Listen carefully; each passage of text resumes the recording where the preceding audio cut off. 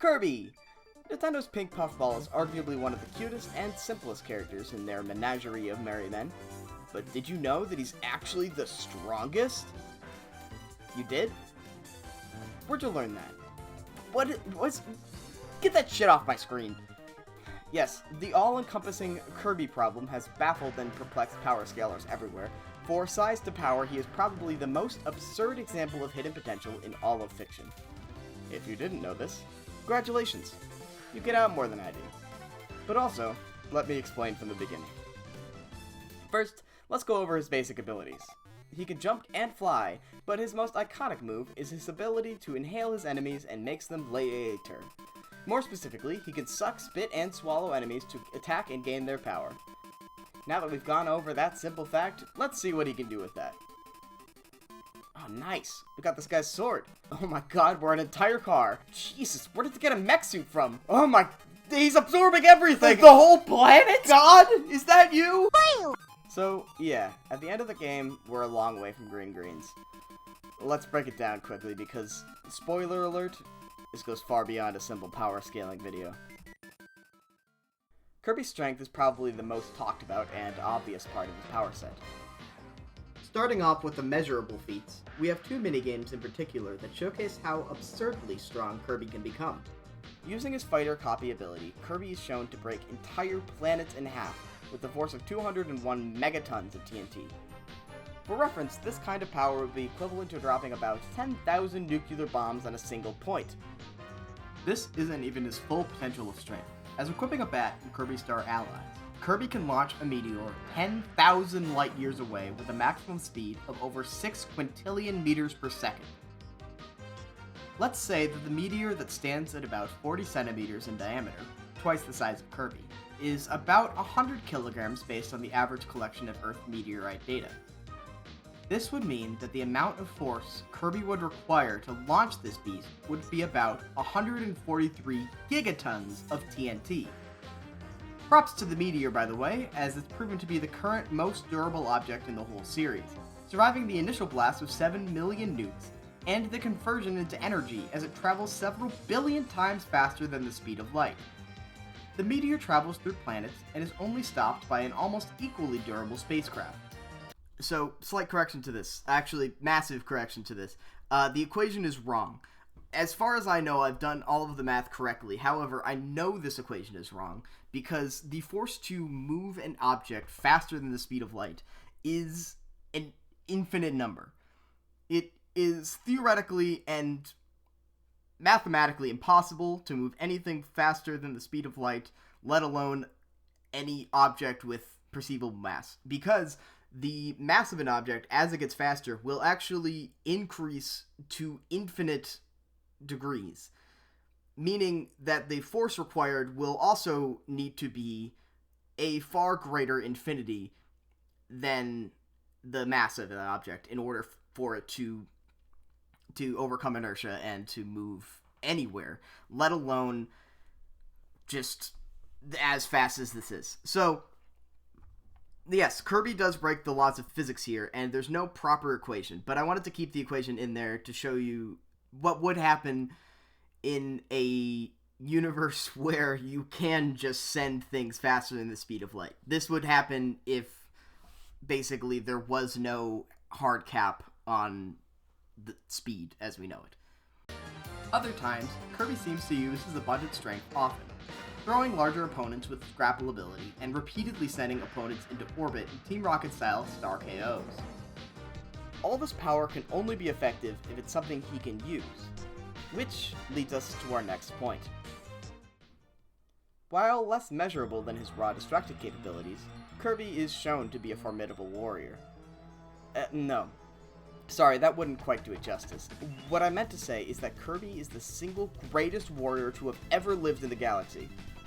We know this is true because Meta Knight wishes to fight the strongest warrior in the galaxy, and Galactonite is granted to him to fight as his wish.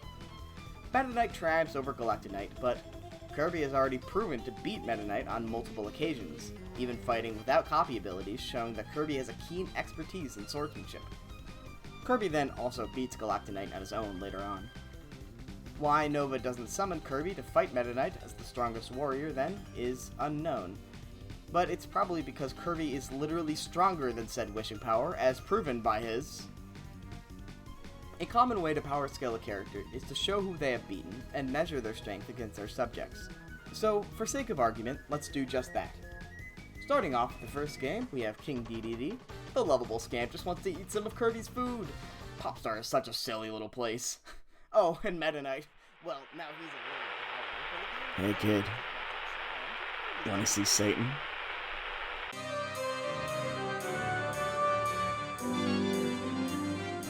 Okay, yeah, no buts about it. The power creep of Kirby games is insane.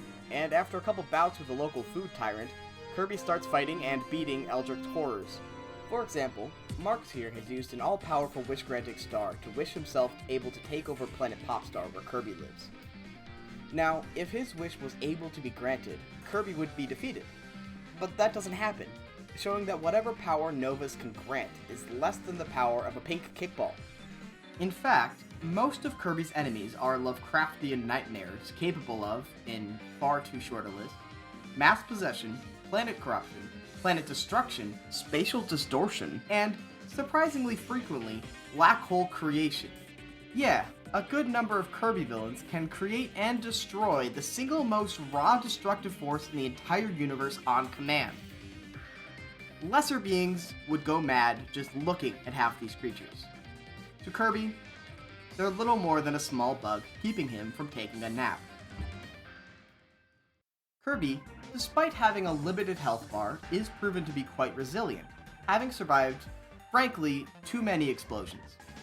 He's been knocked around by ships exploding, moons exploding, and planets exploding, but it never seems to affect him more than a scrape on the knee. His body seems to be akin to a rubbery and flexible surface that can morph and change its way to bounce back after anything hits him, regardless of how deadly. Notable also is the fact that his body is so resilient and ever-changing that even being turned into actual yarn didn't stop him. Kirby's not Sonic, or even Mario, and his games play a little bit slower than the other major platformers, but he does have the power to move when he wants to. Mostly due to his one constant tool at his disposal, the Warp Star. It literally warps, and thus he is the only character fast enough to escape Galeem's possession in Super Smash Bros. Ultimate. He can also seemingly outrun the aforementioned black holes that enemies keep throwing at him on foot, though I don't know if this counts as speed, or if it would be a feat of sheer strength, given how he doesn't seem to be moving any faster when avoiding them. Alright, I saved the best for last, I'll admit. For those who don't know, Planet Robobot added a fun little line to Kirby's bio that gives him, I don't know, infinite power? I could make a whole video on what this could mean. Does infinite power mean that everything we've seen is Kirby not even trying? Would make sense. Kirby is essentially a child, and every game is literally child's play. It would also explain some of the inconsistency in shown power of the character, such as why you can die in 6 hits if Kirby can survive planet-destroying abominations. My explanation? Endgame HP is, effectively, happiness points. If Kirby's happiness reaches 0, he doesn't want to fight anymore, and just requires a nudge to keep going. Comparably weak enemies being able to take hits from Kirby? Well, he simply doesn't use his most powerful attacks for things that aren't worth it. Sorry, DDD. You're cool, just maybe stick to being his friend for now. This is all edging into theory territory, so just consider that infinite power means that we haven't even seen the craziest thing this puffball can do quite yet. And that's it! A brief history of Kirby's power, making him one of the strongest playable characters to ever do it. But that's not what we're here for. People know how strong Kirby is. Hell, you probably already knew this, and realistically, the next Kirby game has about a 50-50 shot of either having Cthulhu 2 as the final boss, or being Bubble Bobble. So none of this matters. What does matter is the questions that lie at the end of the path. Questions that have made better men than me go mad for simply considering it. What is Kirby? Why do we care about his insane strength? And finally, most bafflingly, why am I so bad at his games? So wait, whoa, are we actually gonna answer the question of what Kirby is? Well, kinda. Not really. The trouble with the question at everyone's mind is that no one at HAL Laboratory seems to want to answer it. Kirby is simply Kirby. And no, that's not me playing with the question. That's actually just the answer that the Kirby Wiki gives.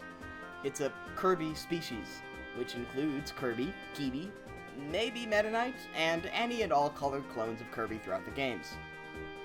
Going directly to the source, we find that the creation of Kirby was more or less an accident. A placeholder sprite. A first draft too beloved by its developers to be written over. Even the name was just picked out of a board meeting, potentially to honor some lawyer that helped out Nintendo. So, what do the people think? Well, as far as I can tell, there are three main theories going along various schools of thought.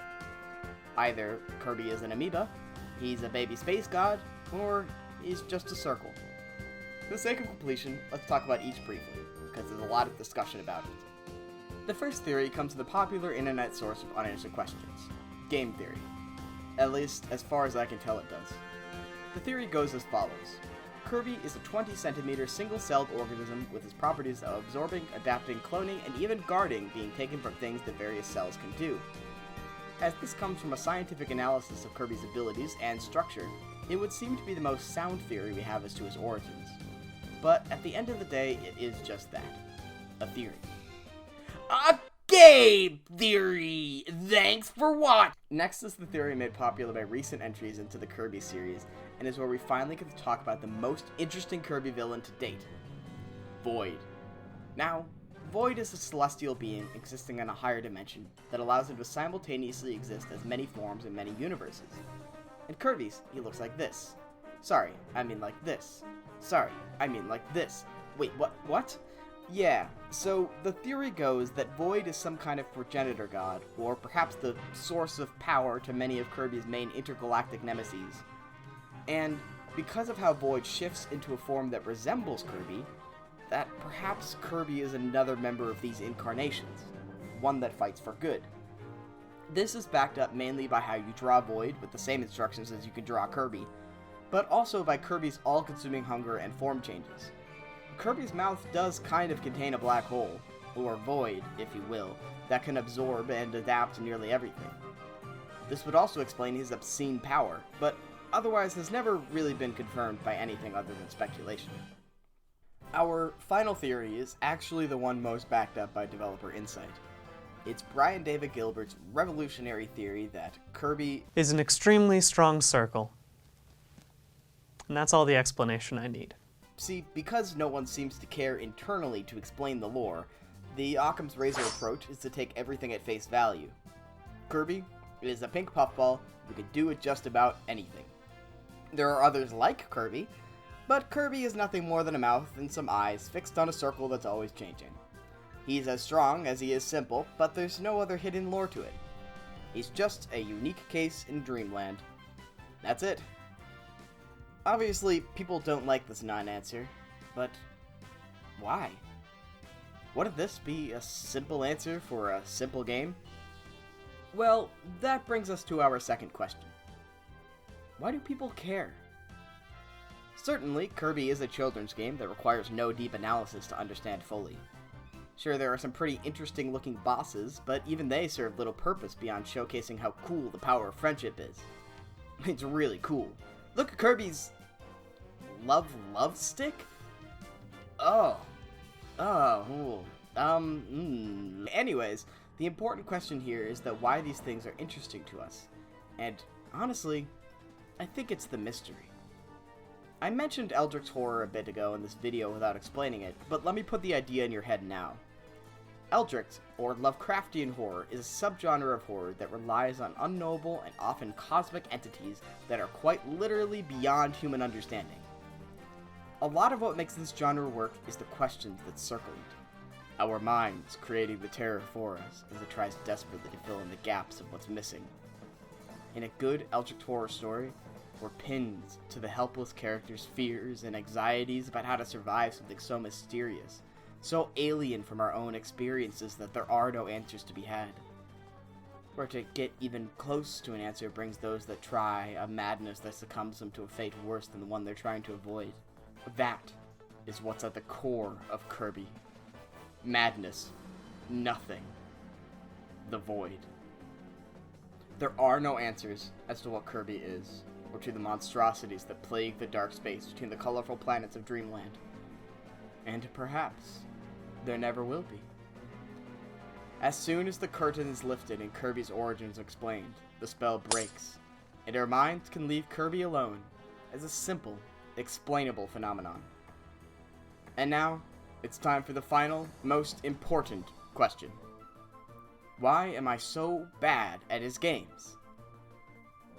Oh, you thought that was a joke? Oh no, that really is the most important question of all. We know Kirby's tremendous power. He's survived entire planets exploding. Why does this little goo ball hurt him? He can punch with the force of the sun behind him, so why does this bug take multiple hits to kill? And why then, if his games are so easy, do I keep dying in them over and over and over again? I've beaten many Kirby games for this video. But more importantly, I've beaten Kirby. I've punished this cute baby god more times than DDD, Marks, Meta Knight, any of his villainous friends have combined. Not that I take any pride in it. Nor did I mean to. I'm just not good. That may be a simple fact, but remember earlier in the video when I mentioned how people power scale using conquests? Well, if I've beaten Kirby, then... in that case, then I... No. It can't be. I'm... stronger than Kirby.